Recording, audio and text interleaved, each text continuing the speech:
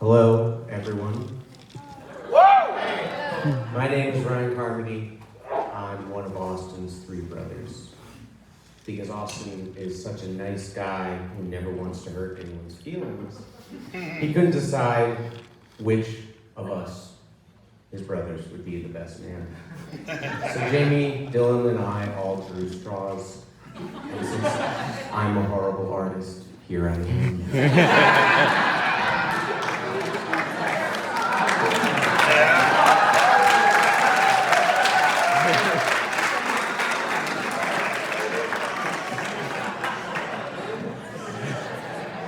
Let me take you back. When I was 3 years old, my parents gave me the best gift I would ever receive, a younger brother. When Austin was born, I claimed that I was going to teach him how to drive.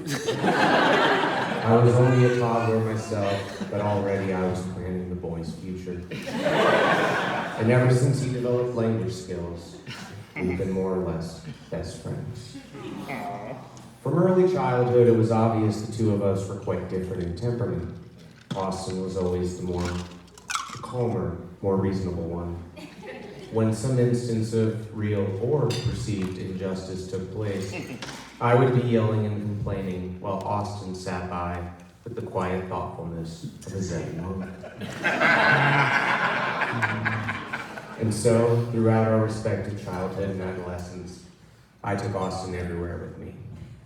Austin and I saw movies together, played video games together, and he even attended every live show my terrible teenage bands played, most of which were in cramped suburban basements. We were truly inseparable. In this way, all my friends became Austin's friends. These weirdos, all of whom went to different schools, came to spend much time at the Carmody household. When my family would go on a week-long vacation, I always opted to stay at home because I liked playing the drums at night without bothering anyone. Every single time before Austin left, he would implore, "Don't do anything fun while I'm gone."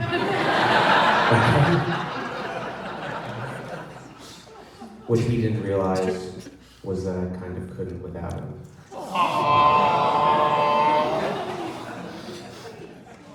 I'd like to think that I tested the waters and lived recklessly so that Austin could sit beside me, dutifully taking notes on what not to do.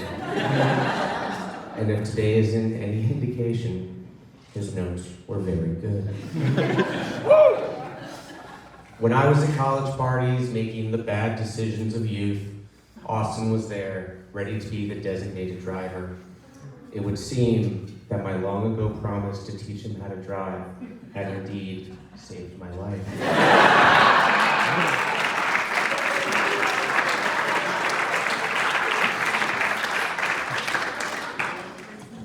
So I've known Austin for over 3 decades. Suzanne, I first met in October 2014. I was dating a girl who worked at Imagination Stage, a children's theater in Bethesda, as the apprentice coordinator. And Suzanne was one of the lucky 7 selected for a year-long theater apprenticeship. My girlfriend was like Suzanne's cool boss, but hung out with their employees after work at a bar down the street. And it was this bar where I first got to know Suzanne. She was loud and fun. Once we got to talking, I could immediately tell she was pretty rad.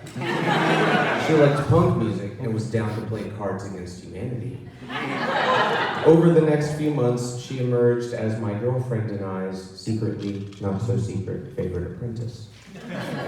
One night in January 2015, we were all out having a beer after work. Suzanne informed the table that she was single. I whispered to my girlfriend that Austin was also single. It was then that we hatched the kind of ridiculous plot that usually only succeeds in scripted entertainment. About a week after their first meeting, we invited Austin and Suzanne to a small party at our friend's house. And I'll be honest, I expected to have to do a bit more social engineering to get these two kids together. Boy, was I wrong. From what I recall, once they started talking, they then spent close to the next 3 days together, deciding, I presume, if they should just fall in love right now. Well, a week later, it was official. Austin and Suzanne were together for realsies. That was a little over 7 years ago. Since then, I've spent countless hours with these two, vacations to the Outer Banks, trips to Boston for an annual video game convention. And more often these days, just hanging out and laughing at unintentionally terrible movies. Long before I knew it for sure, I was hoping that Suzanne would indeed be the one for Austin. When Austin proposed to Suzanne, it felt inevitable. In life, people search to the depths of their souls and to the ends of the earth to find that one person who is their strength, their shoulder to cry on, and that one person who makes life worth living every day. Suzanne and Austin, you bring out the best in each other, and I could not be happier that my silly matchmaking plan all those years ago led to such an amazingly authentic, compassionate, and supportive relationship for you two. Your love is something I admire and one day hope to find. Suzanne, I'm so grateful you are my sister-in-law. It is official now, but you know that you've been part of our family for so much longer.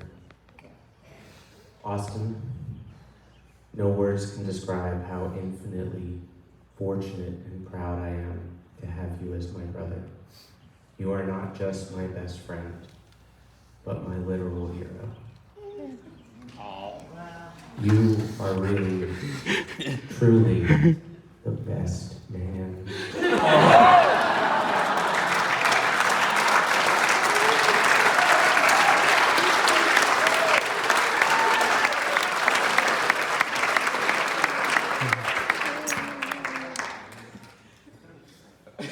You both have your whole future to look forward to. Almost done.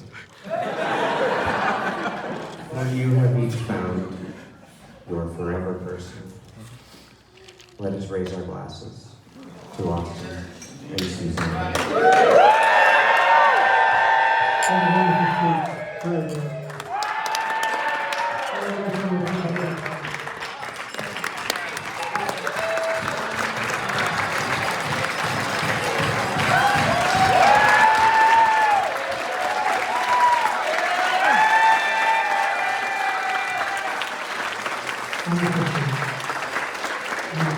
Thank you.